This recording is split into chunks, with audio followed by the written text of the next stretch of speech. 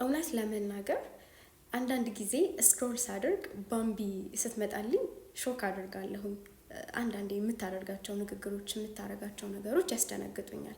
ፐርሰናሊ የእውነት የሆነ አሪፍ ለማድረግ ንግግሬን ምናምን ሳይሆን ባምቢን በጣም ወዳታለሁ። ግን ልክ ያልሆነ ነገር ደግሞ አለ ብዬ አስባለሁ። እኔ የራሴን ሀሳብ ሼር ላድርጋችሁ።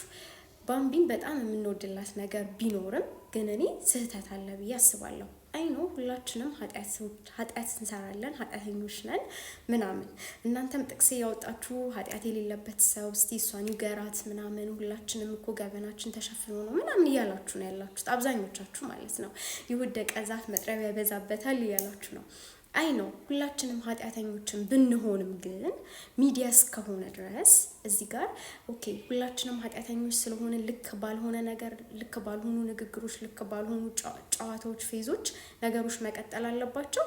እኔ ልክ ነው ብዬ አላስብም። ይሄንን ባምቢ አይ ነው አንዳንድ ጊዜ ኮሜንታተሮች ምናምን ተናዳ ክፉ ነገር እንድትናገር ያደርጓታል ምናምን። እሷም ደግሞ ሳታስበው የምታደርጋቸው ነገሮች ሊኖሩ ይችላሉ።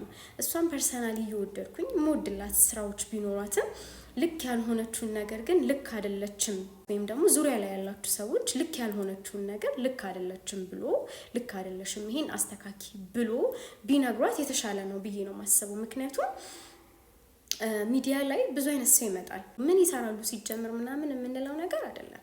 ሚዲያ የሁሉም ነው።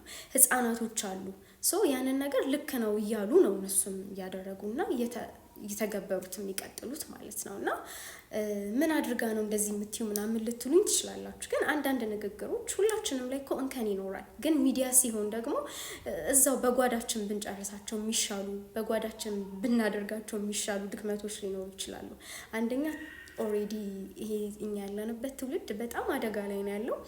እዛ ላይ ደግሞ ሞር በቃ ማቀጣጠል ነው የሚሆነው። እና ባምቢዬ እኔ በጣም ነው የምወድሽ ጌታን፣ ግን አንዳንድ ነገሮች ቢስተካከሉ ብዬ አስባለሁ ፐርሰናሊ ማለት ነው። ባይ